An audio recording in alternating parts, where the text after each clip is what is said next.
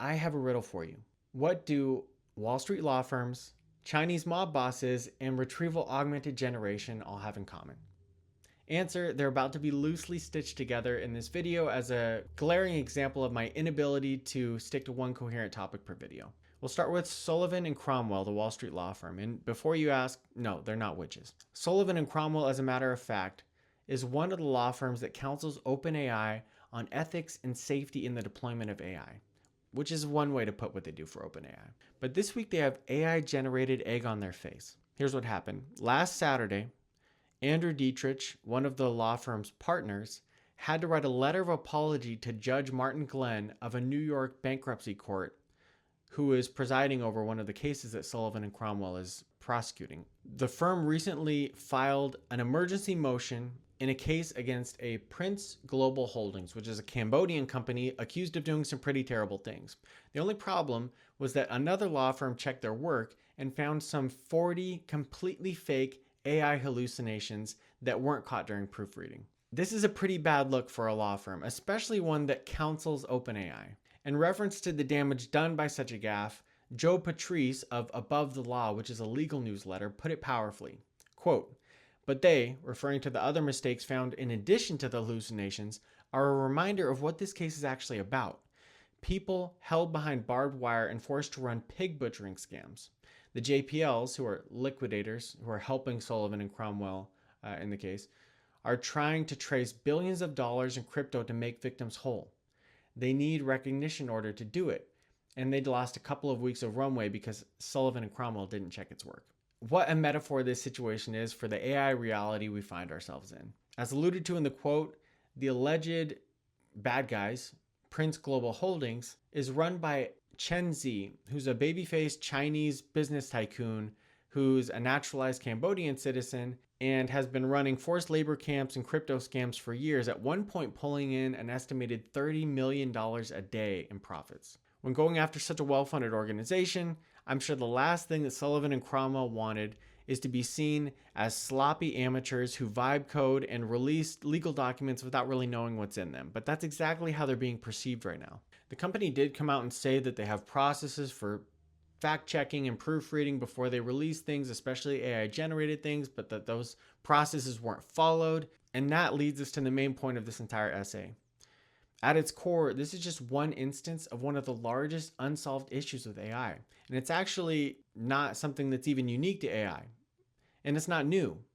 It's called hallucination. And I'm not just talking about the drug-induced or mental illness-induced hallucinations in people. I'm talking about the age-old temptation of people to just make stuff up so they can sound informed or smart. Do you remember what it was like to live in a world without the verb to Google something? If you wanted to sound smart, you just had to say it with your chest. You knew that no one was going to go to the library or ask Jeeves to fact check you. Yet when it comes to AI, we suddenly act like it's this foreign concept that makes the technology truly alien. If anything, the problem of hallucination is technically or theoretically more solvable with AI than it ever was with humans. And eventually we'll probably come up with a programmatic solution for it. In fact, many smart researchers have been working on a fix for years. Some call it the context layer, others call it memory. For the purpose of this video, I'm just going to call it good old-fashioned information retrieval. And it's existed as a discipline for thousands of years. And one of the biggest breakthroughs in recent memory will be probably familiar to you if you work in tech.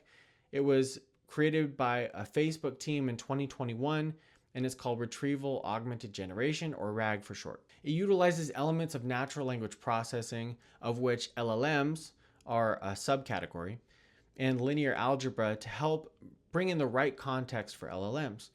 And any AI tool that you use likely has some form of RAG working in the background. It has several key disadvantages and shortcomings, but when it works remarkably well at getting the right context at the right time. Like everything, it's got a long way to grow, and there's some offshoots that are starting to sprout, such as graph RAG. But in order to help understand where we're going, I think it's informative to see how we got here. And so that's what I want to focus on today. And I actually want to go one step before the Facebook group and look at someone that really influenced that Facebook team to create RAG. And that was a project started years earlier by a Brazilian student named Rodrigo Nogueira. In 2016, Rodrigo was a new PhD student at NYU. under the tutelage of a brilliant computer scientist named Dr. Kyungin Cho. Rodrigo eventually became convinced that eventually the world would have AI researchers that could actually go through websites, and he wanted to throw his hat in the ring. And so together the two of them worked on an attempt at that, which was known as WebNav. The idea was straightforward. Imagine you start with a query or a question, such as, where was the 1994 World Cup held? And you fed that question to a computer along with information of the Wikipedia page that it was supposed to use as its starting point. Next, you tell the program to click links and evaluate the words on the new page to determine if it's getting warmer or colder. And then repeat that process on each page, finding new links and clicking to the next, so on and so forth, until it either maxed out its attempts, which they gave it a fixed limit, or it found the target page. It didn't take them long, unsurprisingly, to see that this process would never scale. And so they knew that they needed a different approach. And in 2018, something happened that completely reframed the way that Rodrigo thought about this problem, and he started to see a new path. Google had just released a model a year prior that they called the Transformer, and this could be used to translate languages from one to the other. Then just 1 year later, they realized that this same Transformer architecture could be used for more than just mapping languages. It could be used to map all human knowledge. And soon they came out with bidirectional encoder representations from Transformers, or simply BERT. They were shooting for a whole Sesame Street theme, which deserves its own video. But for now, you can think of it as the grandfather of ChatGPT. Rodrigo made the connection that this new model was excellent at understanding the relationships of words to each other in paragraphs or even documents. And this led to a multi-stage retrieval approach where they would use a simpler text matching algorithm to get a list of likely candidates, and then they would utilize BERT to find the exact target by parsing through those narrowed down lists. This approach was documented in their 2019 paper, Passage Re-ranking with BERT, and formed the foundation of modern RAG that helps reduce hallucinations like the ones that embarrassed Sullivan and Cromwell. Now let's just jump into a quick coding example so we can see it's a simplified recreation of what they did, but it'll give you a feel for how they approached it. So here you can see, first we're going to bring in some dependencies. So we're going to import NumPy, and then rank BM25. This is the simpler text matching that we're going to use, and this is exactly the algorithm that they used in their approach, and I'll show you what that means in a minute. And then from sentence transformers, we're going to bring in a cross encoder, which is going to download the BERT model, and then we're going to go into the corpus. Obviously, they were training off of the entirety of Wikipedia. We're just going to use a very simple these are our 3 documents that we're going to try to use BERT to match the most relevant to a query that we're going to give it. So the first one is, the apple is delicious fruit. To eat an apple, you must wash the apple first. The second one is, the iPhone manufacturer reported a massive increase in smartphone sales and revenue. That is also referring to the company Apple. So we're going to see how we're going to try and trip up a simpler model here. And then Apollo 11 mission landed on humans on the moon in 1969. So these 3 documents are going to be pumped in, and so we're actually going to take this query, so Apple company revenue. You can see we're not talking about Apple the fruit, we're talking about Apple the company here, and we're going to see how these different algorithms work.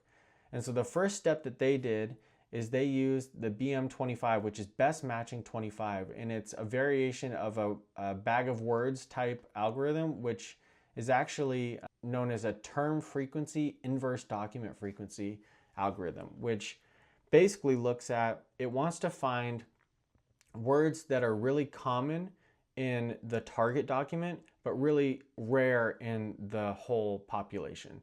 And so it helps you kind of narrow in on the relevant words just through that. And so it uses algebra to determine those, and that's what we're going to use. And so we're going to feed it in.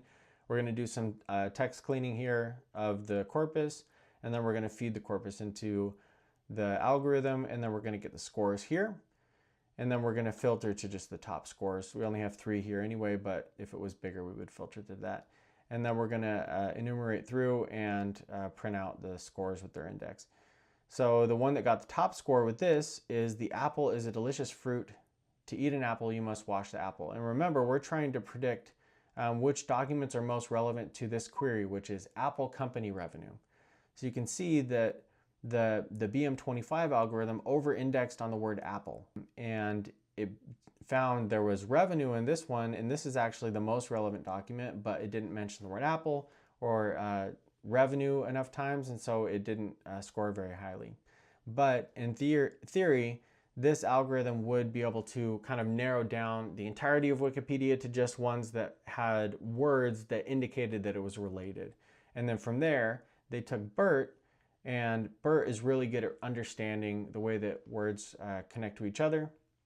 There's a couple ways to instantiate it. You can use a by-encoder, which you are taking your query, which is Apple company revenue, and your document, which is each of these are documents, and you can reference them separately, or you can do a cross encoder where you pair the query and each document together before feeding them in. It's more accurate because you're making representations, or you're making relationships between the actual query that you're trying to find a relationship to and the document that you're checking for a relation. But in practice, it's a little bit too slow for things like Google search, which uses BERT. And then we're going to actually use the original model the original BERT model was trained on 110 million parameters. This is a stripped down version that Microsoft built for Bing, which is only 22 million parameters. So it's distilled just so it runs easier on this free Google Colab GPU. And then we're going to go through and we're going to grab the top scoring BM25, because we use the BM25 to limit to just the most relevant documents. And then we're going to pair the query. We're pairing the query to each doc the way so that we can use it with the cross encoder. And then we're going to run predict to get the BERT scores. And the BERT scores are then going to be ranked highest to lowest in this BERT ranking, and then we're going to map them back to the original indices from the BM25 algorithm. And then we're going to print out the rank. And this is what BERT got. So now BERT, much better understanding, as you can see, it scored the iPhone manufacturer. And again, we're trying to find documents that are most relevant to this query, which is Apple company revenue. And how did BERT do? It scored the highest to the iPhone manufacturer reported a massive increase in smartphone sales and revenue. So BERT is actually able to understand, just using math and something called vector embeddings, to understand that that query of ours is related to the company Apple and has to do with revenue. And so it returned the most relevant. So you can kind of see with this simplified example, this is exactly what Rodrigo Nogueira and Kungen Cho used. They used the BM25 and then they used BERT. They used the full BERT, obviously, but the BM25 is basically a filtering effect to try to get to the words that have relevant keywords. So you're trying to just work with less to just get the most relevant documents, and then they would use BERT on those relevant documents to find the actual target to their query.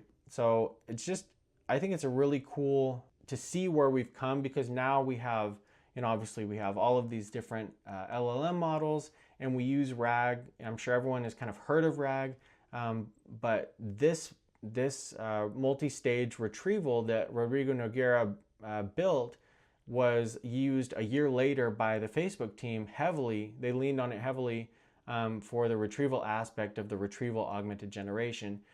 Which now is feeding into, it's really forming the memory of modern LLMs.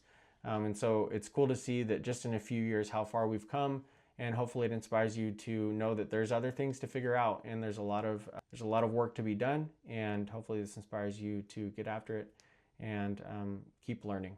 Thanks.